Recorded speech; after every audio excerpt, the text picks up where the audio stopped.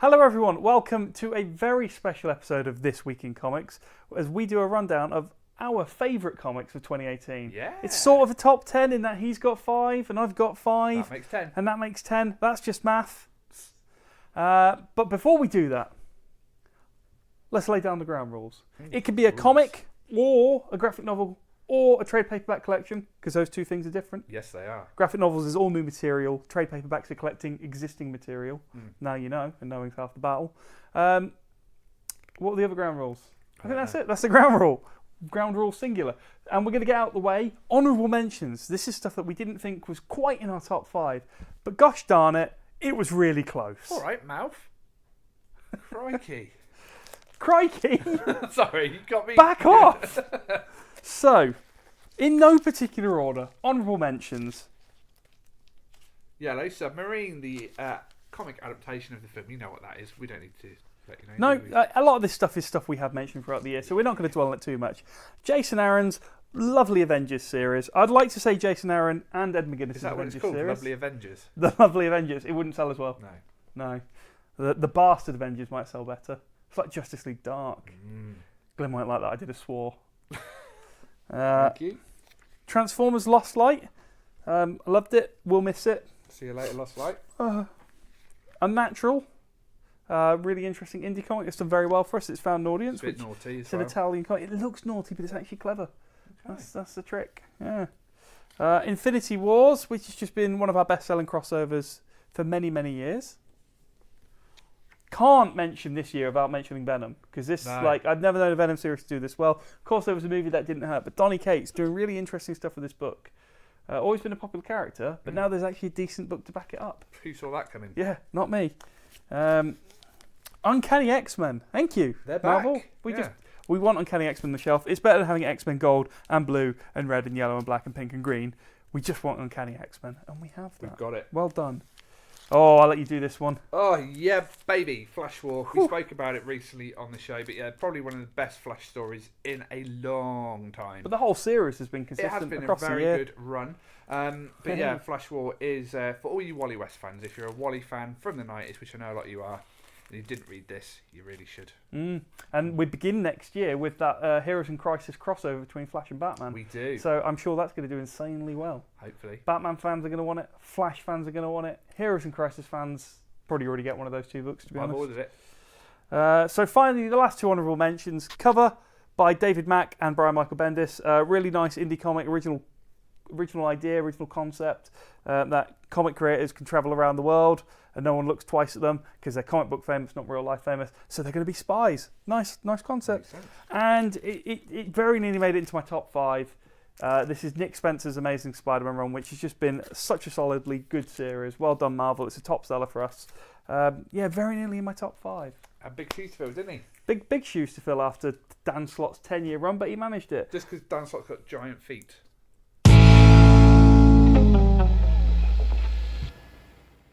Number 5 for me is Tom King's ongoing Batman run, represented here by the Wedding album, which actually weren't the best issues, but it's been such a consistently great run all year. It's always at the top of my to-read pile every week, and that's why it's my 5th favourite comic of the year. Good choice. My number 5 is Teen Titans, which got a bit of a soft reboot with issue 20 with a brand new team. I say brand new, Robin's still in it, and all the rest of the members are new members of the team. Oh, and Flash, Kid Flash, he was in it as well. Kid Flash. But everyone else was a new member of the team. Except for... No, it's actually got it now. Cool. But yeah, some new characters, some existing characters. It's a great place to jump on. I know a lot of people are kind of excited to see the Teen Titans TV show that starts in this country on Netflix in January, which is a lot darker and more adult than Teen Titans probably should be in my eyes. But if you want to know what Teen Titans is all about and you want a good jumping on point, this is the place to go. It's available in trade, I would think, by now. No, soon. About another issue away. And then, yeah. Okay, yeah, but it's been really good stuff. So one of my books that I look forward to reading every month it comes out. And we have plenty of back issues, so you don't need to wait for trade. Yeah. So good we are.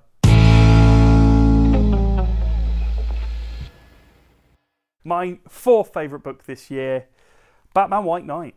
And now I know issue 1 and 2 came out at the tail end of last year, but you know what? It was such a great ride seeing these coming out throughout the year, seeing the fourth printing and fifth printings of issue 1, and then of course the graphic novel came out, and even though it already sold a huge amount, it did even better. White Knight, it's just pick it up. If you've not read Batman for a few years, I kind of feel bad that my first 2 picks are quite Batman heavy, but you know what, it's just good comics, and we like good comics. I'm not a massive fan of Batman, but I do read the occasional thing, and I recently read White Knight, and absolutely phenomenal. Definitely get it read. So that's what's on the list, and we're right. Yes. My number 4 is another book that I think started the previous year. Alright. But it's chugging along at a little bit of a slow pace, but every time it comes out, it's a bit of an event. Doomsday Clock. You all know what this is. It's the amalgamation of the DC universe and the Watchmen universe coming together. We are now 8 issues in out of the 12. And it's a 12-issue miniseries, as you say, and the last 2 issues have been the best too. Yeah, like definitely. it seems like it's getting better every issue. Yeah, it's definitely building and building and building. So it's got just a few issues left to go, and I think there's some big things are going to come out of this. So if you haven't read it, if maybe like a lot of people are, they don't really like what DC do with the Watchmen property, give it a go. I think you'll be pleased with what you read. Yeah, it's a slow burner, but there's a lot. You have to read it. You can't just. That's okay. You have to kind of stop and think what happened last issue. Read some of the back matter. Yeah, no, there's stuff happening. Definitely. Yeah, good pick.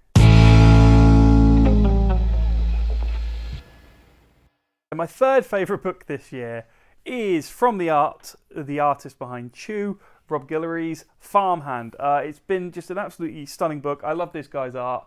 It's rare I buy a book just for the artist, but I would buy this guy's stuff just for the art.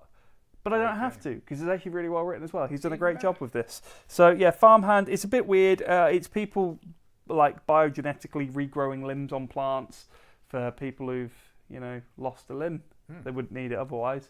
And it's all going a bit wrong, and there's a lot of creepy stuff happening in the town. There's different forces working against it. It's sort of like there are a lot of different forces at play in the excellent Chew. So you can kind of see where he's taken some of the themes from and carried it over.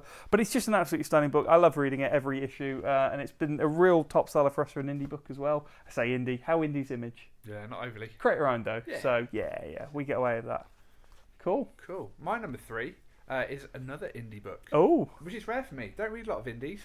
But when I do, I read them by Terry Moore. Strangers in Paradise celebrated its 25th anniversary this past year, and to celebrate that, Terry Moore brought those characters back. Katya and Francine are back with a 10-issue maxi series. Issue 8, I think, is the one that's just hit stores. I would hold one up and show you, but we haven't got any. Sold out. Yeah. That's how good it is. But we have got some of the original Strangers in Paradise collected editions in store. If maybe you've read the new series, which you can read on its own, and it does feature cameos from some of Terry Moore's other books, such as Echo and Motor Girl. Some of those characters do make little cameos in the title. So yeah, if you're a fan of Terry Moore, which I am, I love all his stuff. I've not read a bad Terry Moore book. Strangers in Paradise 25 has been excellent. One of my most anticipated books to read each month. A couple of issues left, and I'm sure it'll be collected in trade then, if that is how you like your Terry Moore. So the one question I have is, after 25 years, are they still strangers? No, they're very much married. So married in with paradise, kids. That wouldn't sell as well. No.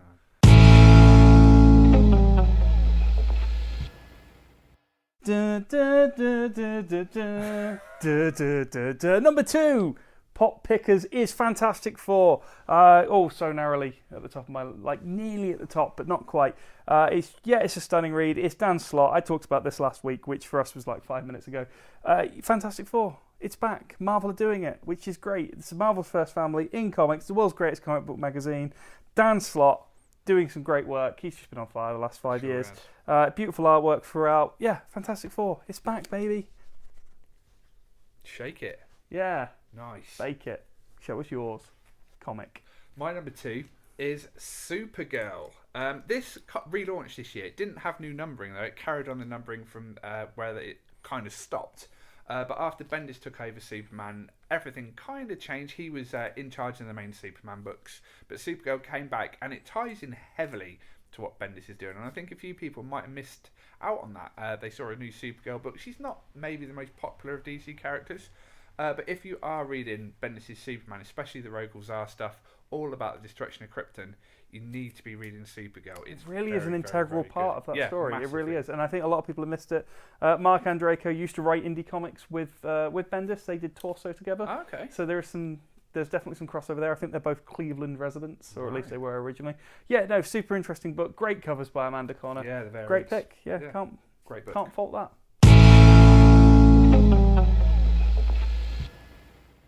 We're into the number 1. This is my favourite comic of 2018. Drum roll, bad drum roll. Mr. Miracle. Not the best cover I've chosen, but Darkseid is. So that's 2 Tom King comics in my top 5. He's done well. I think people sort of expected that. He did win an Eisner for Best Writer. I'm pretty sure this won some award, probably for Mitch Gerard's cover art or his internal art, or just, for Tom King writing it, because he did win an award for writing, and he did write this. So, Mr. Miracle is fantastic. I'm very, very sour the graphic novel didn't make it out before Christmas. Yeah. I wanted to have that here, as it would have been one of our big sellers leading up to Christmas. But you know what? We've got a Mr. Miracle graphic novel coming in the new year. There you go. That's good. Something to look forward to. Something to look forward to.